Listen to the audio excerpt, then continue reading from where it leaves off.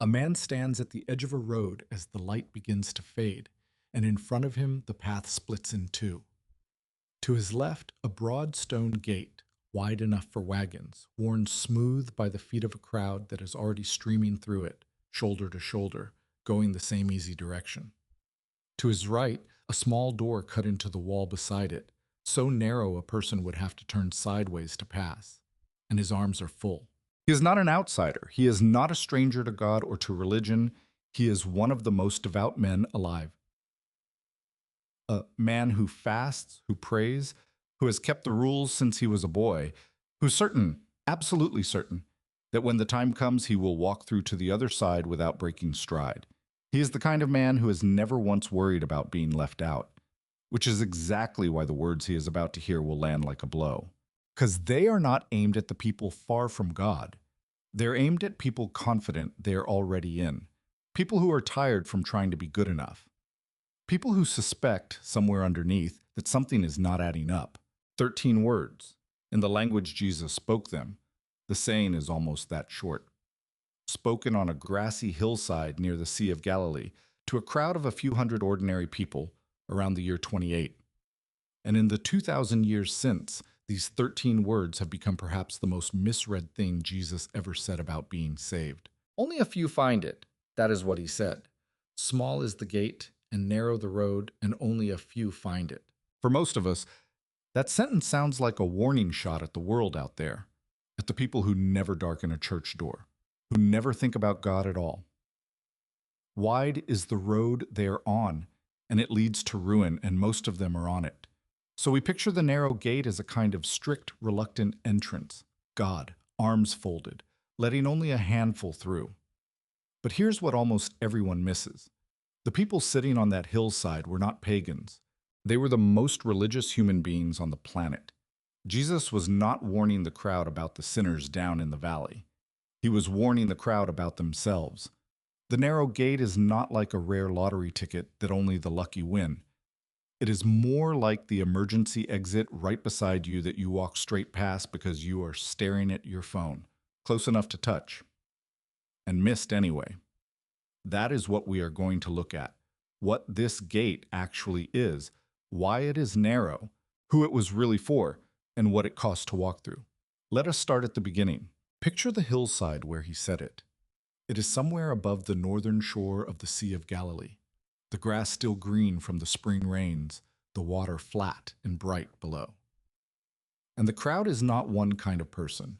Some of them are fishermen with salt still in their beards.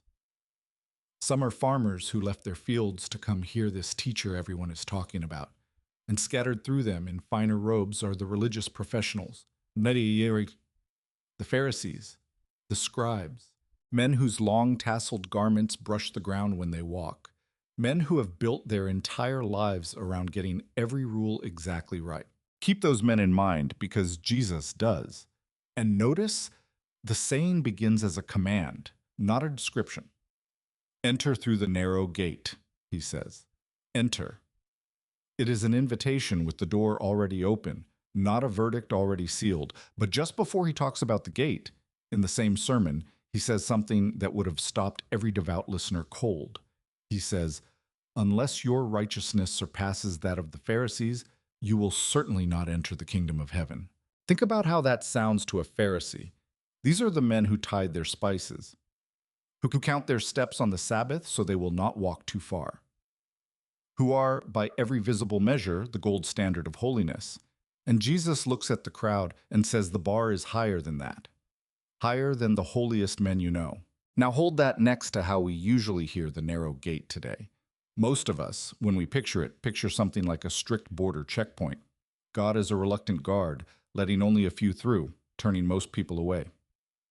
The gate is narrow, we assume, because God is hard, because the requirements are brutal and the standard is impossible, and only the spiritual elite will ever squeeze in. But that is not it. That is the first thing we get wrong, and it is worth slowing down on. The gate is not narrow because God is stingy with the space.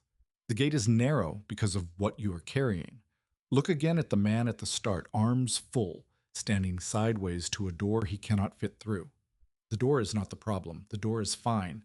The problem is the load in his arms, the resume of good deeds, the record of rules kept, the quiet pride that says, I have earned my way here. You cannot bring that through. Not because God is cruel, but because the whole point of the gate is that you come through with empty hands. And that reframes everything, because notice who struggles most to let go. Not the fishermen, not the farmers. It is the men in the fine robes. The ones with the most to carry are the ones who find the narrow door hardest to enter. Not because they are the worst people on the hill, but because they are the most sure they do not need to put anything down. Jesus says it again later in the same sermon, and it is chilling. Not everyone who says to me, Lord, Lord, will enter the kingdom of heaven. Not the strangers, the ones calling him Lord, the ones who thought they were already inside. That is the crowd.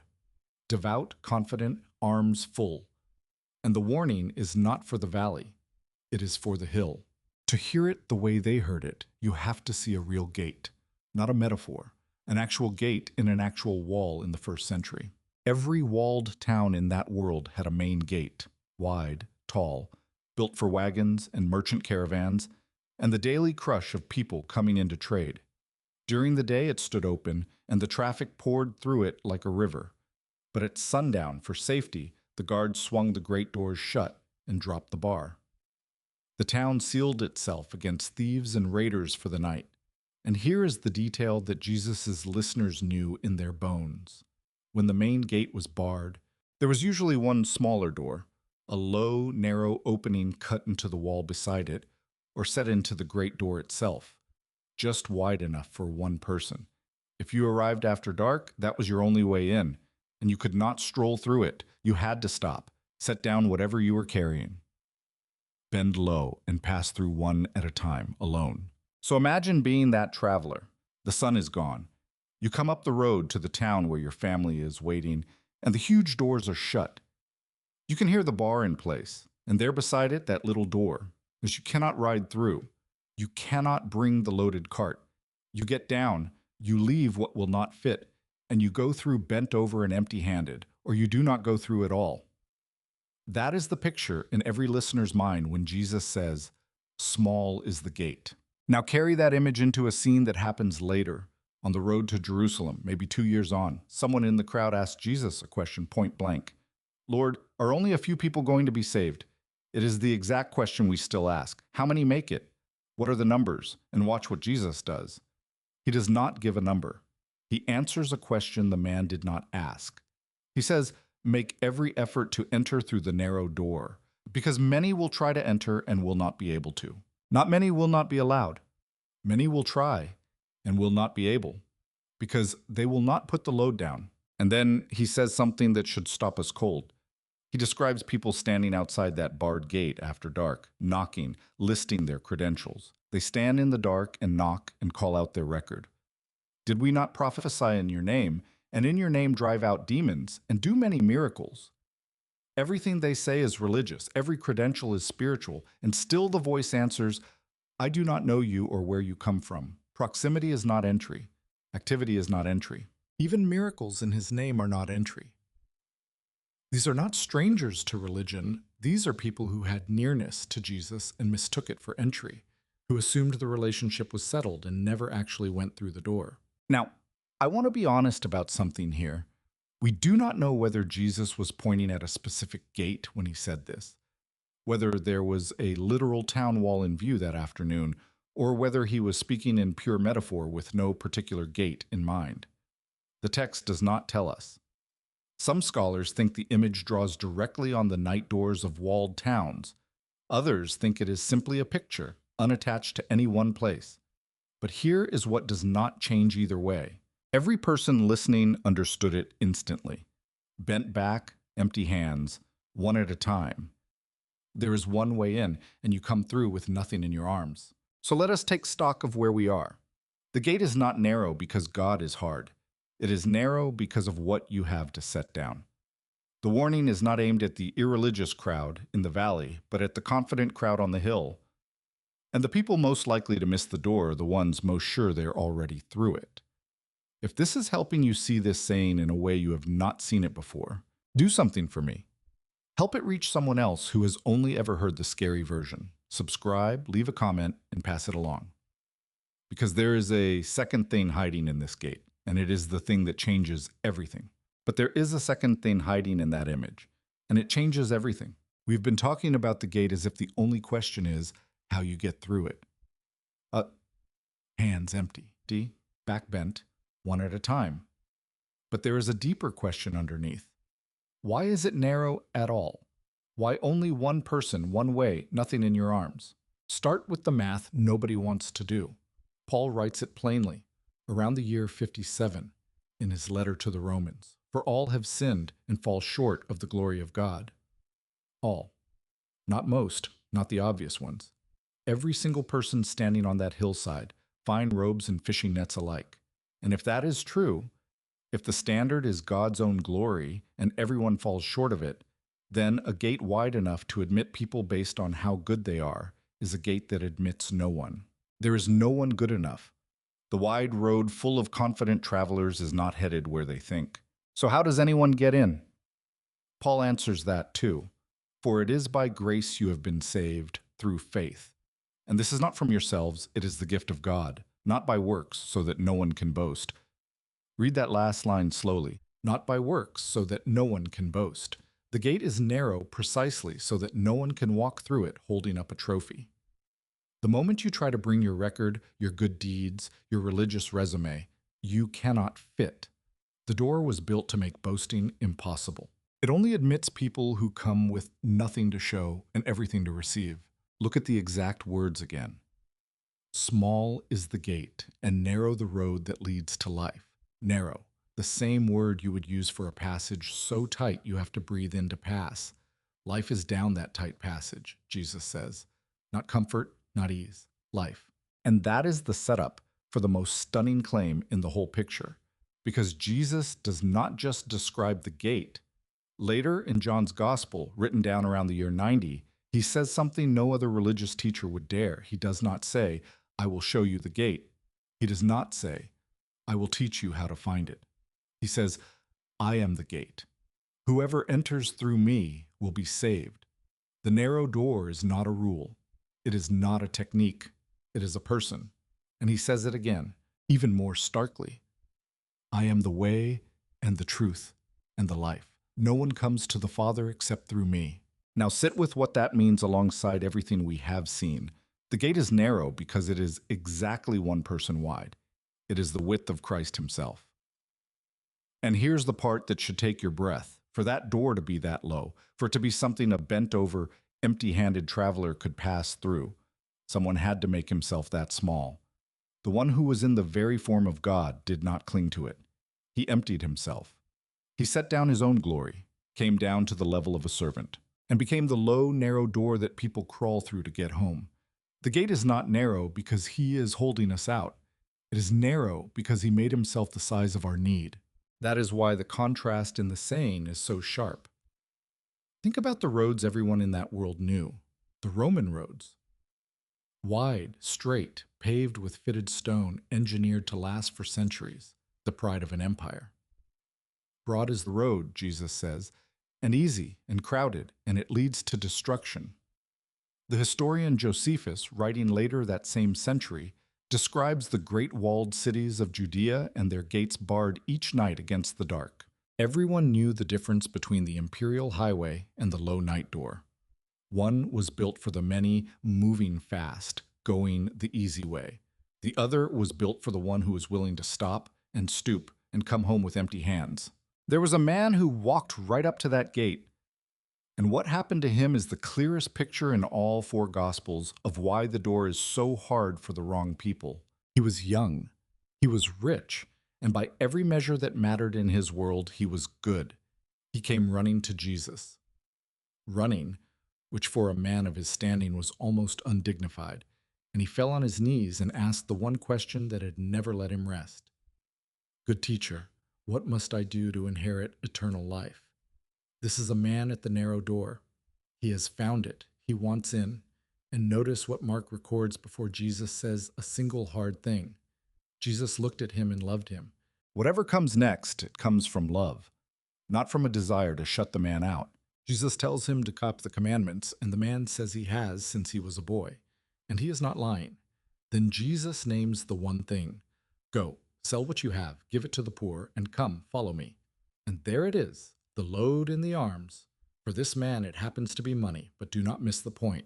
It could have been anything he was holding that he trusted more than Jesus. And the gospel records one of the saddest sentences in all of Scripture. He went away sad, because he had great wealth. Watch it happen. He is at the door. He is loved. He is invited. And he turns, and the weight on his shoulders turns with him, and he walks back down the wide road into the crowd, going the easy way. Not because he was thrown out, because he would not set the bags down. Then Jesus says the line we all misremember. It is easier for a camel to go through the eye of a needle than for someone who is rich to enter the kingdom of God. We hear that as a line about money. It is bigger than money. It is a line about anything so large in your arms that you cannot fit through a door built for empty hands. And this is where we have to correct the second thing we get wrong. When Jesus says only a few find it, we hear a grim headcount. Most of humanity sorted into the fire, a tiny remnant scraping in. But look at who he is actually talking to and about. Not the pagans who never came, the rich young man who came running, the Pharisees who tithed their herbs, the people knocking on the door listing their credentials. The people in the greatest danger in these sayings are not the ones far from religion. They are the ones sure they are already inside. The tragedy of few find it is not that God made the door too small. It is that the people standing closest to it would not let go of what was in their hands. Now hold that heavy man against a very different one in a story Jesus told. Two men go up to pray. One is a Pharisee, and he stands and lists everything he has done right. I fast, I tithe, I am not like other men. His arms are full, and he is proud of the load. The other is a tax collector, a man everyone despised, and he will not even lift his eyes. He just beats his chest and says, God, have mercy on me, a sinner. Empty hands, nothing to show. And Jesus says, it is that man, the one with nothing in his arms, who went home right with God. Because Jesus says, everyone who exalts himself will be humbled, and the one who humbles himself will be exalted. It is the same thing Jesus meant when he said, unless you change and become like little children, you will never enter the kingdom of heaven. A child owns nothing, earns nothing, brings nothing. A child just reaches up empty hands and is carried through. That is the posture of the gate. That is the whole secret of the narrow gate in one story. It is not for the impressive. It is for the empty. And if that sounds like bad news to you, if the idea of coming with nothing feels like defeat, hear the invitation underneath it. Because the same Jesus who said the gate is narrow also said this, come to me, all you who are weary and burdened, and I will give you rest. The narrow door is not a heavier load. It is the place you finally get to put the load down. And now we come back to the gate where we began.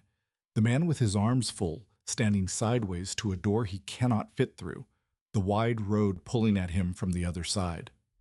Wide is the gate, and broad is the road that leads to destruction, and many enter through it. That is the crowd on the easy road. But small is the gate that leads to life. We have seen what the gate is, a real night door, low and narrow, one person wide. We have seen why it is narrow, not because God is stingy with the space, but because it was built to make boasting impossible, built to the exact size of a man who emptied himself to become it. And we have seen who is in the most danger of missing it. Not the sinner in the valley, the saint on the hill, sure he is already through. But there is one more thing about this gate, and it is the thing I have been saving. It is where the whole picture turns from warning to good news. Around the year 33, on a Friday, Jesus was led out to die. And the writer of Hebrews points to one strange detail about where it happened. Jesus also suffered outside the city gate to make the people holy through his own blood.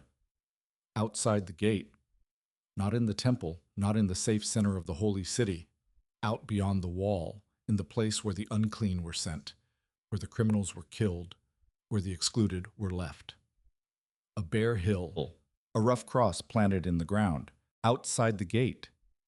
The one who called himself the door died on the wrong side of the wall. Do you see what he was doing out there? He did not stand inside the gate waving people in.